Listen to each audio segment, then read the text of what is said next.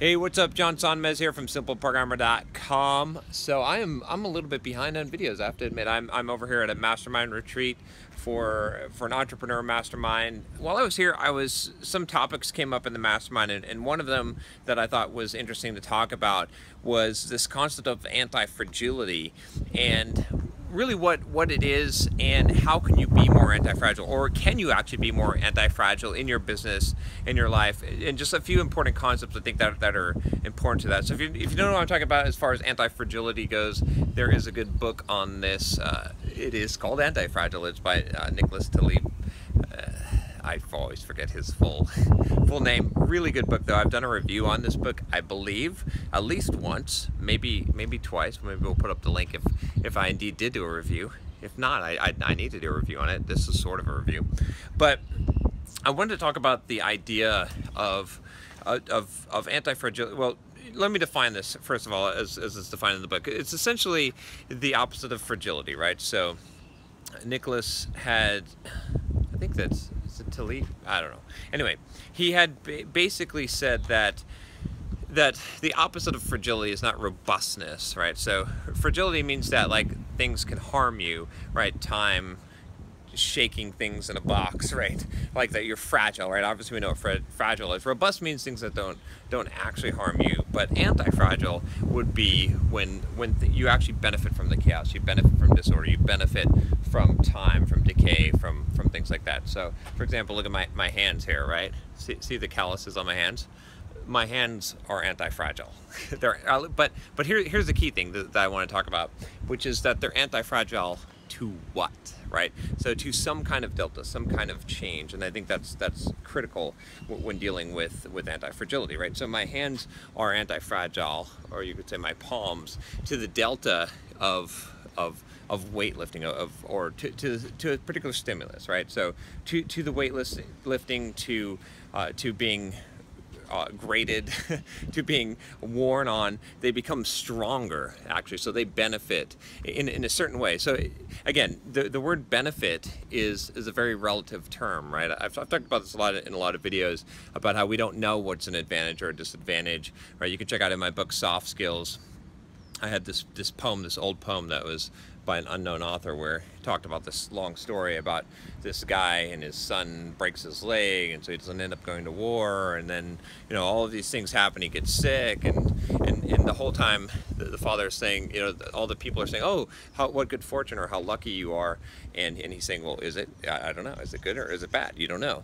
So it's very subjective, but essentially, at the core principle, you can't just be anti-fragile against everything, right? So if you don't like the word anti-fragile, what I mean is that you cannot set yourself up so that no matter what happens, you're going to benefit. And the more that you predict a specific outcome of something happening, right? So the more that you try to protect yourself against one particular outcome that you predict is going to happen, the more exposure that you're going to create for other particular outcomes. So if you think about it that way, so the key is that you have to figure out what is the what set of pluses and minuses you're going to have, what set of outcomes, and not to say that there's not certain configurations or builds or things that you could do that will put you in a greater degree of benefit. There's obviously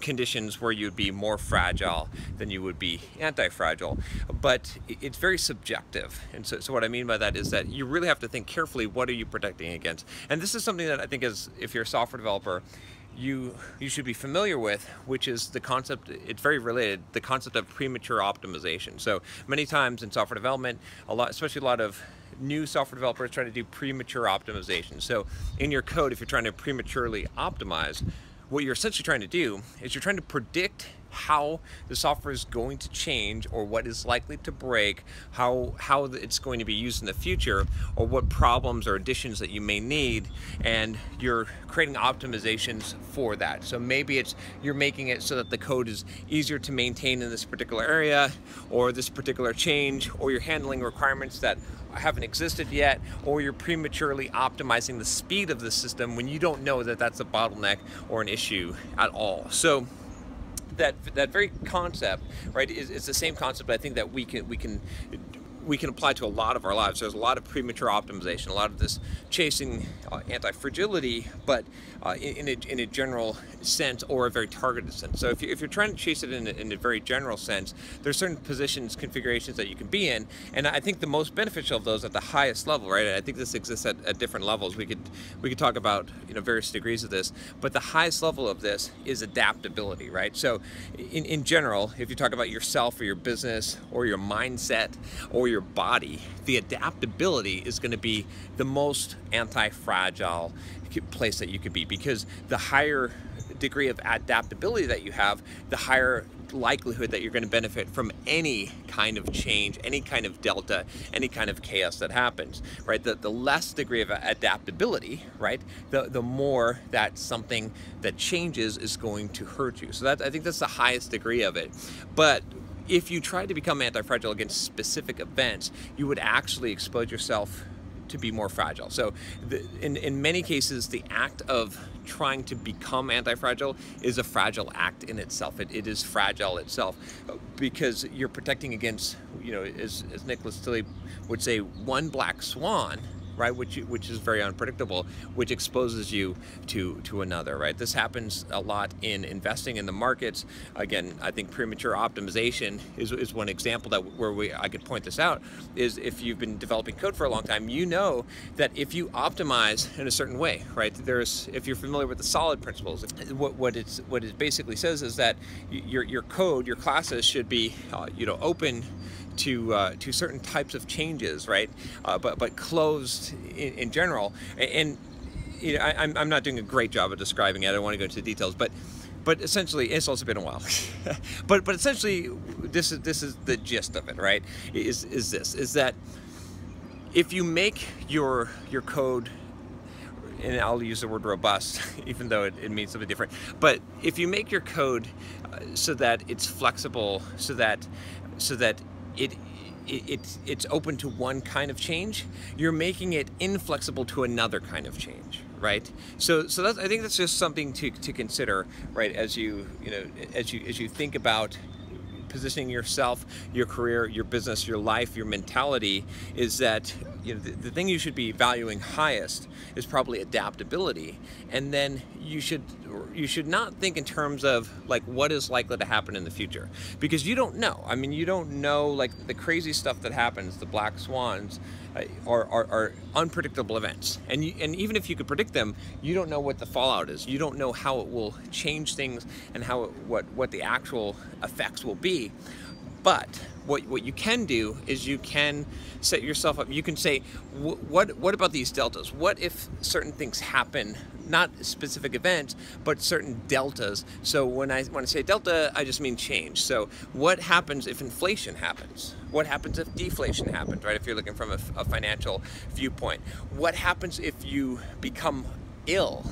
What happens if you become more healthy? What happens if you make a lot more money? And what happens if you make a lot less money, right? And all of those conditions, do you benefit from those changes, right? And this is the interesting thing to think about, is in which one of those conditions do you want to benefit from, right? Whatever you pick, you're going to be creating trade-offs for other things. There's no way to be anti-fragile against all things. It doesn't make sense, right? It's that if you think about it, again, if I go back to my example of the calluses on my hands here, right? You could say that my hands are anti-fragile to whatever the rough treatment of them, right? That makes the skin on my hands stronger.